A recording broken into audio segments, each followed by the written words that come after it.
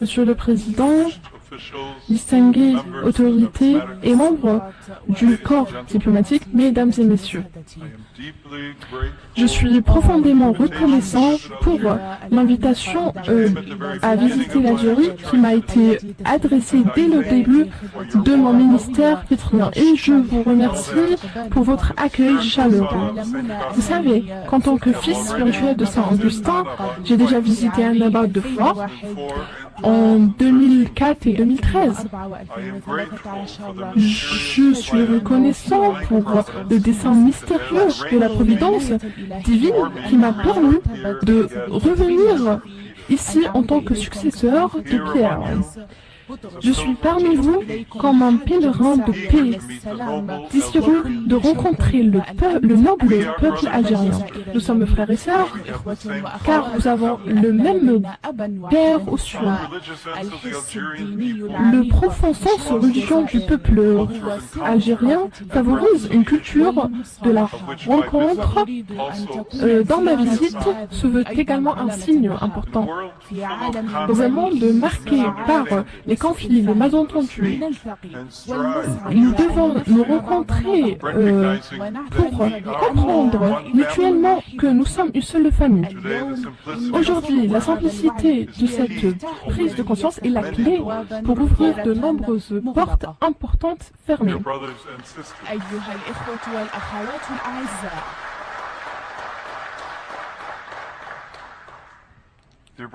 Chers frères et sœurs, je suis également parmi vous comme témoin de la paix et de l'espérance que le monde désire et que votre peuple a toujours recherché.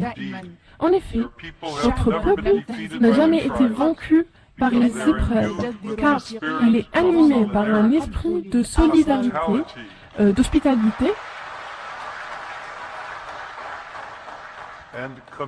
et de communauté, tissée dans la vie quotidienne de millions de personnes humbles et droites. Ce sont elles les véritables forces, celles qui appartiennent à l'avenir, celles qui ne se laissent pas aveugler par le pouvoir ou la richesse, et celles qui refusent de sacrifier la dignité de leurs concitoyens au profit d'intérêts personnels ou collectifs.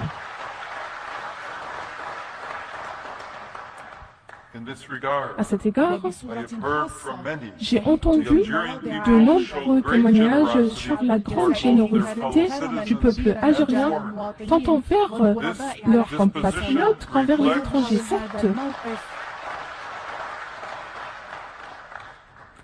Cette disposition reflète une hospitalité profondément enracinée dans les communautés arabes et berbères. Un devoir sacré que nous souhaiterons voir reconnu partout comme une valeur sociale fondamentale. De même, l'aumône, la sadaqa, est une pratique courante et naturelle parmi vous, même chez ceux qui disposent de moyens limités. Le mot sadaqa peut aussi signifier la justice, dans le sens où nous ne gardons pas les choses pour soi, mais on se les partage. C'est une question de justice. Quelqu'un qui garde tout pour soi et est indifférent vers les autres est injuste. Cette conception de la justice est à la fois simple et radicale, car elle reconnaît l'image de Dieu en autrui. En effet, une religion sans miséricorde et une société sans solidarité sont scandales aux yeux de Dieu.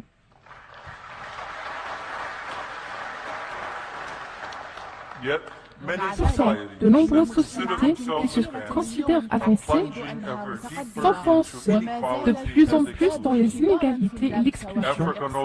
L'Afrique sait trop bien que ceux qui dominent les autres détruisent le monde que le Très-Haut a créé, que nous puissions y vivre tous ensemble.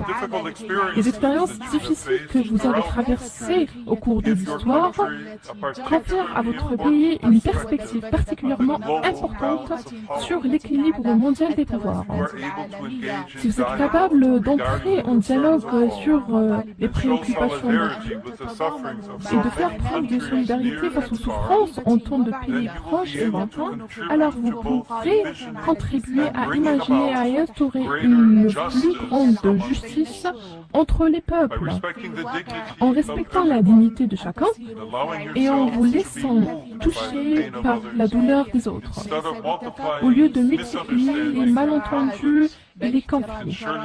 Vous pouvez devenir les acteurs d'un nouveau chapitre de l'histoire. Aujourd'hui, cela est plus urgent que jamais face aux violations continues du droit international et aux tendances néocoloniales.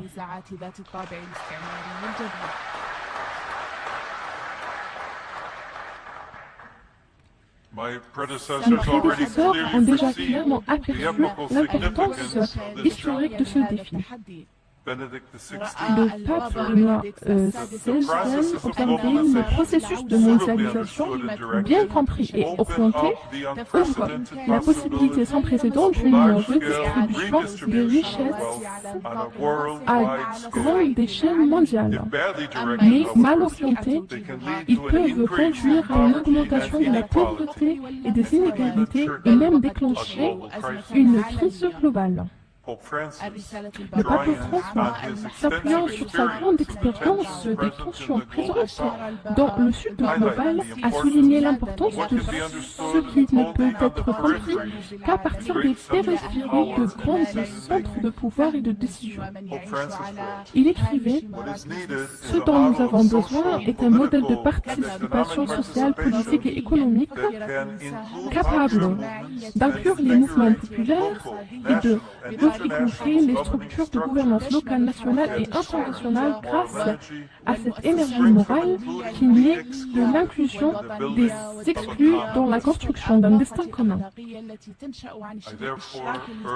J'exhorte donc ceux d'entre vous qui occupent des positions d'autorité dans ce pays à ne pas craindre cette vision, mais à promouvoir une société civile, vivante, dynamique et libre, dans laquelle les jeunes en particulier soient reconnus comme capables d'élargir l'horizon de l'espérance pour tous.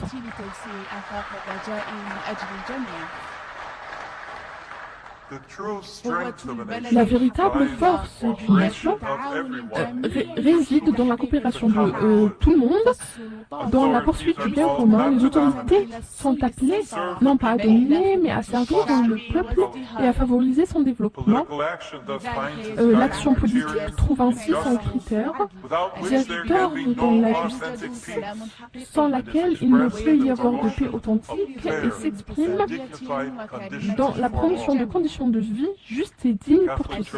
L'Église catholique, elle aussi, à travers ses communautés et ses initiatives, souhaite contribuer au bien commun de l'Algérie et en renforçant son identité propre comme pont entre le nord et le sud et entre l'est et l'ouest.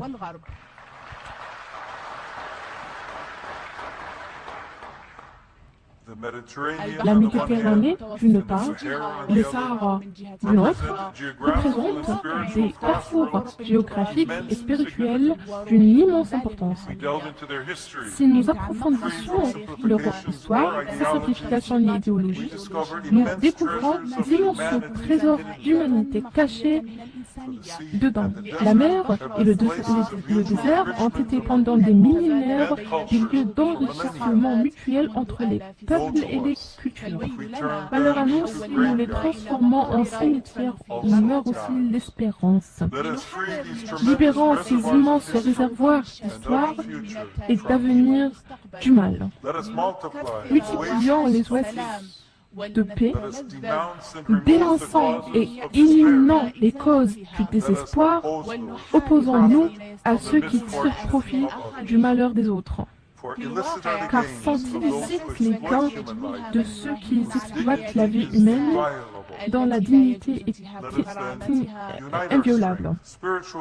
Unissons donc nos forces, nos énergies spirituelles, notre intelligence et nos ressources afin que la terre et la mer deviennent des lieux de vie, de rencontres et d'émerveillement. Que leur beauté majestueuse touche nos cœurs, que leur immensité sans limite nous pousse à réfléchir à la transcendance, la Méditerranée, le Sahara, le vaste ciel au-dessus d'eux, le murmure de la réalité nous dépasse de toutes parts, que Dieu est vraiment grand et que tout vit en sa mystérieuse présence. Cette vision a des conséquences immenses pour notre compréhension de la réalité. Pourtant, beaucoup aujourd'hui en sous-estiment l'importance. De plus près, la société algérienne connaît, elle aussi, la tension entre sensibilité religieuse et vie moderne. Ici, comme dans le reste du monde, les dynamiques opposées de fondamentalisme et de sécularisation tendent à se manifester, amenant beaucoup à perdre le sens authentique de Dieu et de la dignité de toutes ces créatures. Par conséquent, les symboles et les paroles religieuses peuvent devenir d'une part des langages blasphématoires, de violence et d'oppression, ou d'autre part des signes vides dans l'immense marché de la consommation qui ne satisfait pas. Ces polarisations absurdes, cependant, ne doivent pas nous décourager. Elles doivent être affrontées avec intelligence. Elles sont le signe que nous vivons une époque extraordinaire dans laquelle ceux qui gardent leur cœur libre et leur conscience éveillée peuvent puiser dans les grandes traditions spirituelles et religieuses de nouvelles façons de voir le monde et un sens inébranlable à leur vie. Nous devons former les personnes à l'esprit critique et à la liberté à l'écoute et au dialogue et à cette confiance qui nous conduit à reconnaître chez eux qui sont différents, des compagnons de route et non des menaces. Nous devons œuvrer à la guérison des mémoires et à la réconciliation entre d'anciens adversaires. Tel est le don que je souhaite pour vous, pour l'Algérie et pour tout son peuple, sur lequel j'invoque les abondantes bénédictions du Très-Haut.